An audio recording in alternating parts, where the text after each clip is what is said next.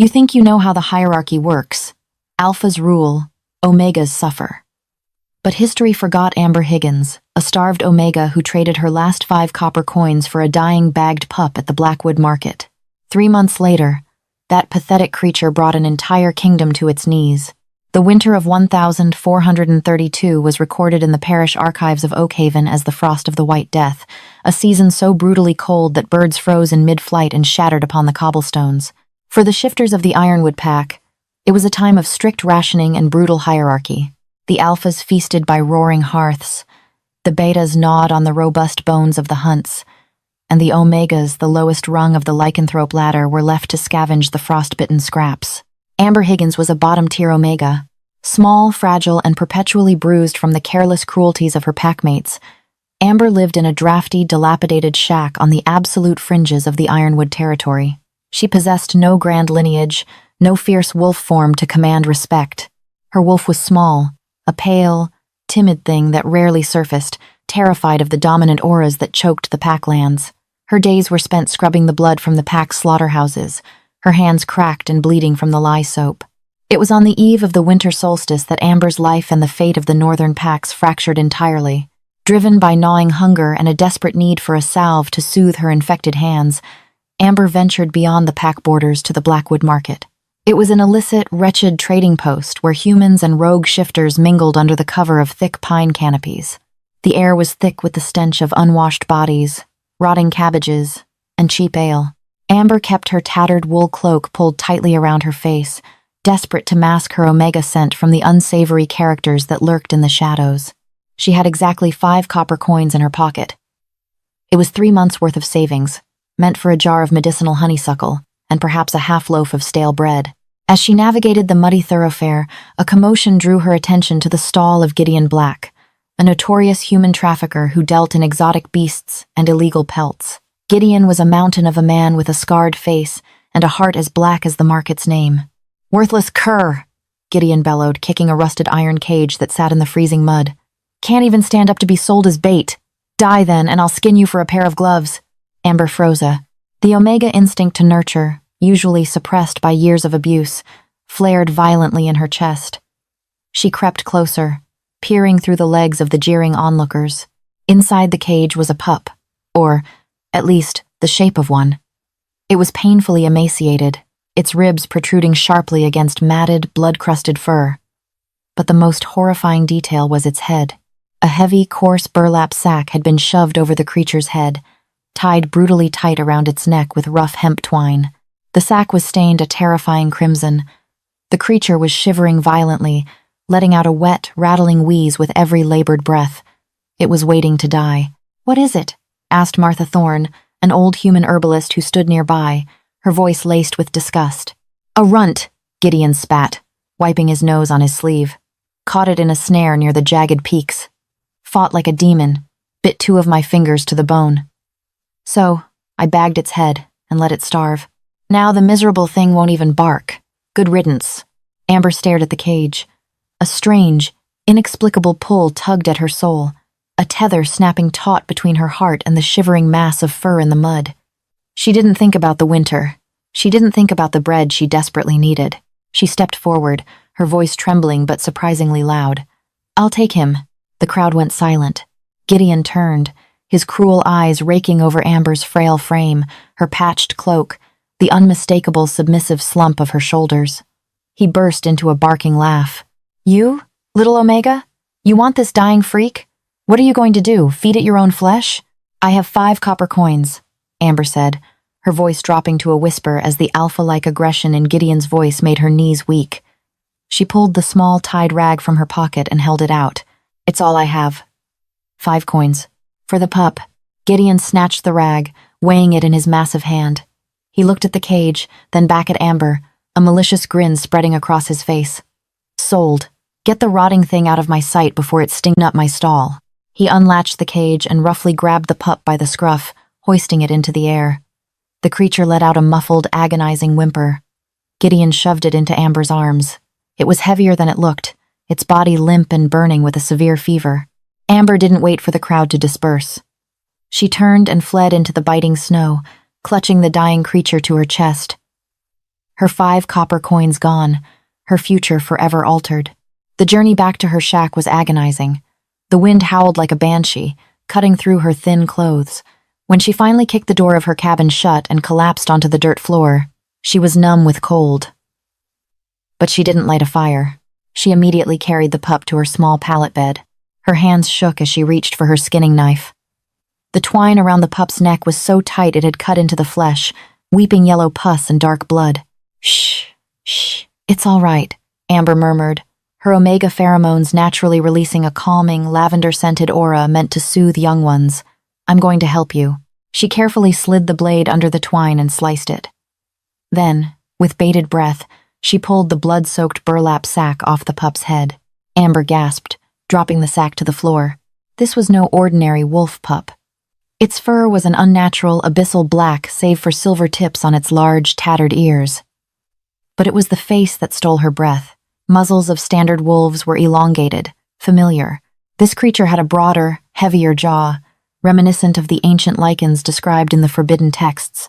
The giant, bipedal warriors of old, thought to have been hunted to extinction centuries ago, and embedded deep into the sides of its neck, festering and radiating dark magic, were 3 jagged shards of pure silver. It wasn't just a snare that caught him. Someone had tried to execute him.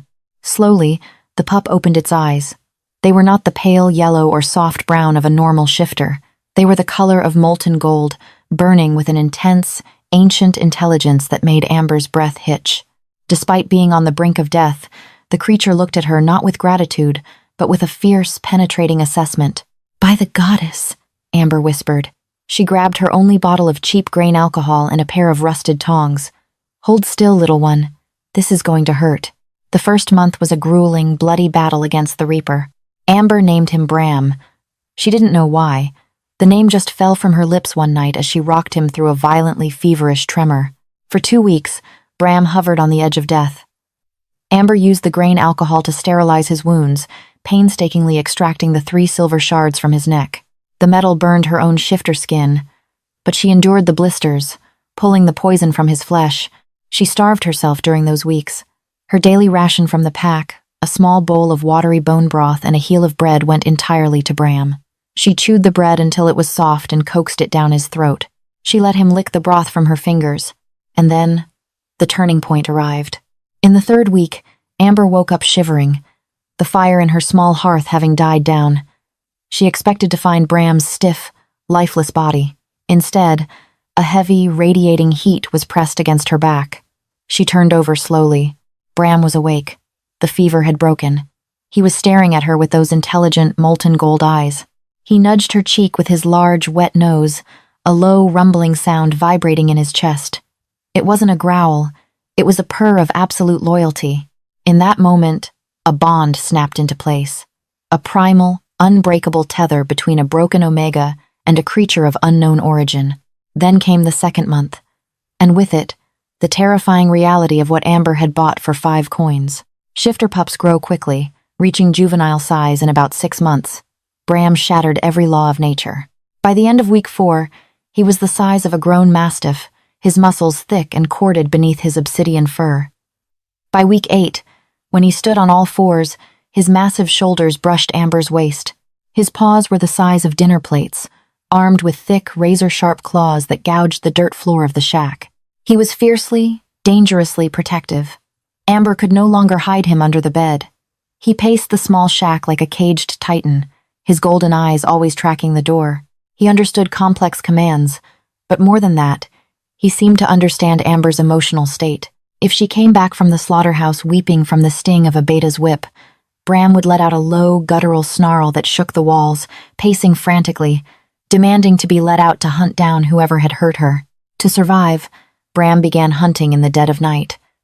He would slip out the window, a shadow blending into the darkness. He brought back rabbits at first, dropping them at Amber's feet. Then, he brought back a massive stag, its neck cleanly snapped. For the first time in her life, Amber ate fresh, rich meat. The dark circles under her eyes faded. Her pale skin took on a healthy glow, and her frail body began to build soft curves and quiet strength. But in a pack like Ironwood, an omega thriving was a crime. It was a Tuesday afternoon, exactly 2.5 months after the market. Amber was rendering fat in her shack when the door was violently kicked open. The frigid wind rushed in, followed by Gregor and Thomas, two of Alpha Roderick's most brutal enforcers. They were massive, cruel men who took pleasure in tormenting the weaker pack members. Well, well, Gregor sneered, stepping into the small room, his heavy boots tracking mud. Look at the little Omega. You've been looking awful healthy lately, Amber. Too healthy. The Alpha wonders if you've been stealing from the pack's meat stores. I haven't stolen anything, Amber said, backing away toward the corner of the room. Her heart hammered against her ribs. She had strictly forbidden Bram from being in the house during the day, making him hide in the dense thicket behind the shack. Thomas sniffed the air, his eyes narrowing. Smells like fresh venison in here. And something else. Something heavy. He took a step toward Amber, a nasty smile revealing crooked teeth. Maybe you need to be taught a lesson about your place, little Omega. Maybe we take payment for the stolen meat in other ways. Gregor laughed, unbuckling his heavy leather belt. Amber pressed herself against the wall, panic rising in her throat. She closed her eyes, bracing for the inevitable strike, but it never came. A sound echoed from the back window, a sound that defied description. It wasn't a wolf's howl. It was a demonic, earth-shattering roar that rattled the pots on the shelves and sent a shockwave of pure, primal terror through the room. Gregor and Thomas froze, their faces draining of color. The back wall of the shack exploded inward in a shower of splintered wood and dust.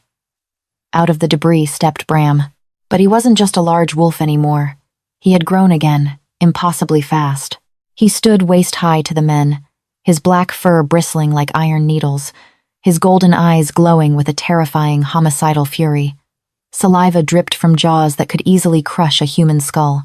What in the goddess's name is that? Thomas shrieked, stumbling backward. Bram didn't bark. He didn't posture. He moved with the lethal, calculating speed of an apex predator.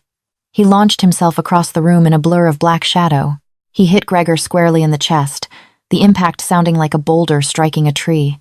Gregor flew backward, crashing through the open doorway and landing in the snow outside, screaming in agony as his ribs cracked. Thomas, driven by sheer panic, partially shifted, his hands turning into heavily clawed paws, and swung at the beast. Bram ducked the blow effortlessly, clamped his massive jaws around Thomas's forearm, and bit down. The sickening crunch of bone snapping echoed in the small shack. Thomas wailed, falling to his knees. Bram stood over him, a low, rumbling growl building in his chest. He looked back at Amber, as if waiting for a command. "Bram, no! Let him go!" Amber cried out, terrified of the consequences of killing an enforcer. Instantly, Bram released the man's mangled arm. He shoved Thomas toward the door with his snout. Thomas didn't need to be told twice. Cradling his shattered arm, he scrambled out into the snow, dragging the groaning Gregor away from the cursed shack as fast as his legs could carry them. Amber collapsed onto her knees, her breathing ragged. She looked at the destroyed wall of her home, and then at the monster standing in the center of the room. Bram patted over to her, the terrifying aura vanishing instantly. He gently licked the tears from her cheek. As Amber threw her arms around his massive neck, burying her face in his dark fur, a terrifying realization washed over her.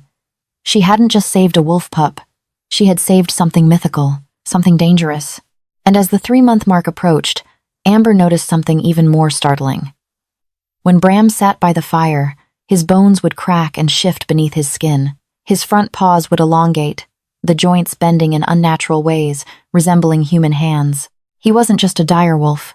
He was a lichen king, bound by a curse, and the 5-coin bargain Amber had made was about to ignite a war that would burn the entire Northern Territory to the ground. The private journals of Sir William Danvers, an aristocratic historian whose estate bordered the Ironwood lands, vividly documented the shifting atmospheric pressure of that fateful winter.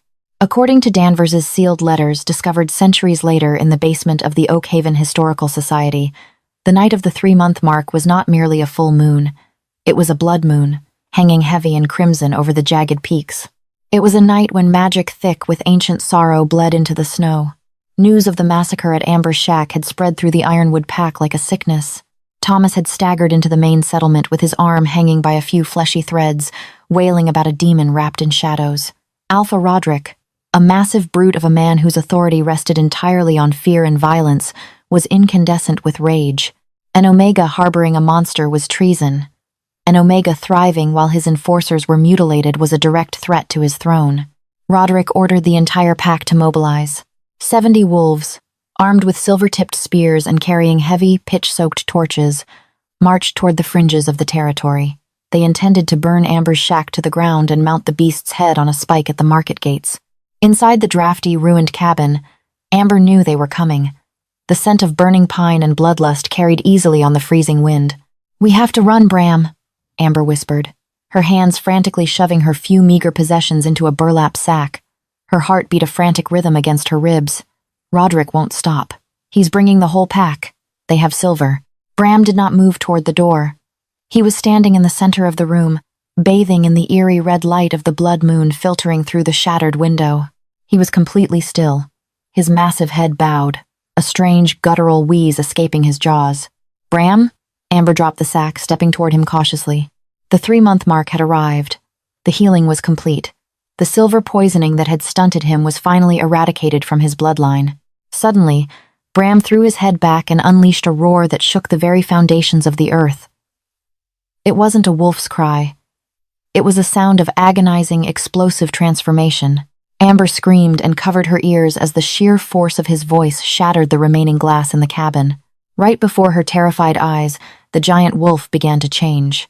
The sickening, visceral crack of bones realigning echoed in the small space.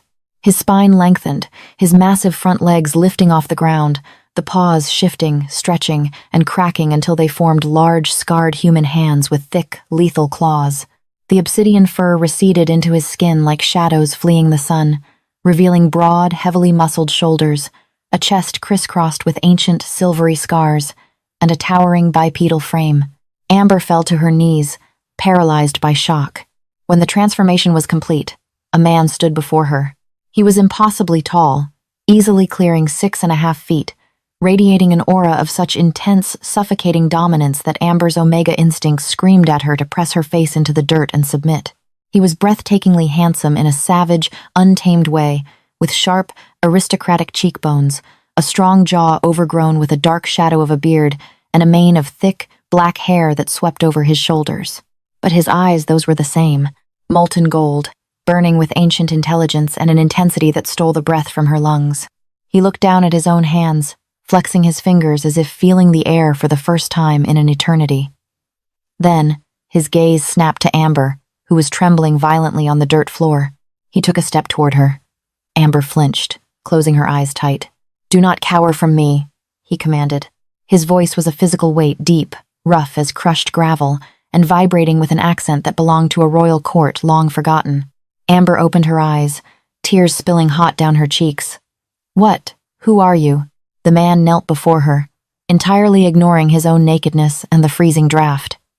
He reached out with a massive, scarred hand and, with surprising gentleness, wiped a tear from her jawline. The heat of his skin was intoxicating, carrying the familiar scent of deep forest, ozone, and the metallic tang of blood. "My name is King Abraham of the Obsidian Court," he said quietly, the title carrying the weight of centuries, betrayed by my own council, bound in silver, and sold to a human trafficker to die in the mud. I was a myth reduced to a carcass. He paused, his golden eyes softening as he looked at her cracked, lie-stained hands, until an Omega traded her life savings 5 copper coins to pull a king from the grave. Before Amber could process the magnitude of his words, the sound of howling erupted just outside the tree line. The flickering orange glow of torches illuminated the gaps in the shack's wooden walls. "Amber Higgins!" Alpha Roderick's booming voice tore through the night. "Come out and face the judgment of the pack. Bring the beast, or we burn you alive with it." Abraham's jaw clenched. The soft, gentle gaze he had given Amber vanished, replaced by a terrifying, murderous coldness. His bones cracked again as he partially shifted, his fingernails elongating back into lethal talons, his teeth sharpening into fangs. "Stay behind me, my savior," Abraham rumbled, standing to his full, terrifying height. "It is time I reminded the dogs who owns the forest." Abraham kicked the heavy oak door off its iron hinges. It flew outward, smashing into the snow with a deafening thud. The 70 wolves of the Ironwood pack formed a semicircle around the clearing, spears raised, torches hissing in the falling snow. At the center stood Alpha Roderick, flanked by his remaining enforcers. When Abraham stepped over the threshold, the entire pack collectively gasped. They had expected a large feral wolf. They were faced with a lycan, a creature of nightmare and legend, a bipedal war god from the First Age. "What trickery is this?" Roderick demanded, though his voice wavered, his own alpha wolf whimpering inside his mind at the sheer, suffocating pressure radiating from the man in the doorway. "Kill him! Kill the abomination!" None of the wolves moved. They couldn't. Abraham's aura was unleashed in full. A dominant, crushing wave of pure, concentrated power that brought every shifter within a mile radius to their knees. It was biological warfare. The spears clattered to the frozen ground as the ironwood wolves, betas and alphas alike, clutched their throats, forced to bow by the sheer magnitude of the Lycan King's presence. Abraham walked down the wooden steps, his bare feet sinking into the snow. He didn't feel the cold. He felt only vengeance. "You call yourselves alphas," Abraham's voice echoed like thunder across the silent, terrified clearing. "You gorge yourselves by the fire while your weakest starve. You beat the women who clean your filth. You are not wolves. You are parasites." Roderick, struggling against the supernatural pressure, forced himself to shift. His bones cracked as he transformed into a massive, gray timber wolf. He lunged at Abraham, aiming for his throat, desperate to maintain his stolen throne. Abraham didn't even fully transform. He simply caught Roderick out of the air by his throat with one massive hand. The momentum of the giant gray wolf was stopped dead. Abraham squeezed, his talons sinking deep into Roderick's thick fur. The alpha choked, his legs kicking uselessly in the air. "I am the king of the Obsidian Court," Abraham sneered, lifting Roderick higher. "And you have tormented the woman who holds my soul." With a flick of his wrist, Abraham slammed Roderick into the frozen earth. The impact shattered the alpha's ribs, a sickening crunch that silenced the clearing. Roderick lay there, broken, instantly reverting to his human form, coughing up dark blood into the snow. Abraham placed a heavy foot on Roderick's chest, looking out over the trembling pack. "Ironwood is dead," he declared. "This land belongs to the Obsidian Court now. Anyone who wishes to challenge my claim may step forward." Silence reigned. Every head remained bowed in absolute submission. Abraham turned back to the ruined shack. Amber stood in the doorway, clutching her tattered cloak, her eyes wide with a mixture of terror and awe. She was just a girl, a battered, starving Omega who had known nothing but pain. The terrifying Lycan King walked back to her, the murderous intent evaporating from his posture. He stopped at the bottom of the stairs and, in front of the entire subjugated pack, he dropped to one knee. He took her small, scarred hand in his massive ones and pressed his lips to her knuckles. "I owe you a life debt, Amber Higgins," Abraham said, his voice carrying over the wind for all to hear. "But I offer you much more. You gave me your last 5 coins. In return, I give you my crown, my court, and my heart. Rule by my side." The twist of fate was so violent, so beautifully absolute, that Amber could only weep. She, the lowest of the low, the punching bag of ironwood, was being claimed as the mate of a legend. "I'm just an Omega," she whispered, her voice trembling. Abraham looked up at her, his golden eyes shining with fierce devotion. "You are the bravest soul I have ever encountered. You are my queen, and anyone who ever laid a hand on you will spend the rest of their miserable lives begging for your mercy." Within a week, the hierarchy of the North was dismantled. Alpha Roderick was banished to the frozen wastes, stripped of his title and his dignity.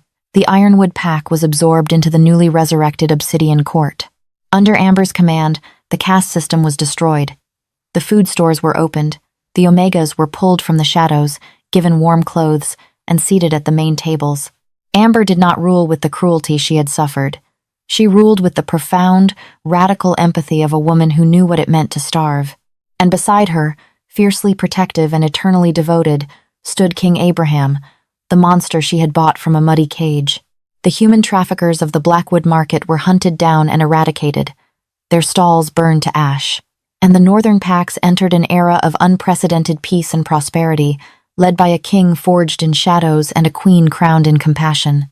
History remembers the great wars and the towering kings, but the true foundation of the Northern Empire was built on the cracked, bleeding hands of a starving girl. 5 copper coins bought a dying beast, but Amber Higgins's relentless compassion bought a king's eternal soul. In the end, the lowest Omega didn't just survive the winter. She became the storm that ended it forever.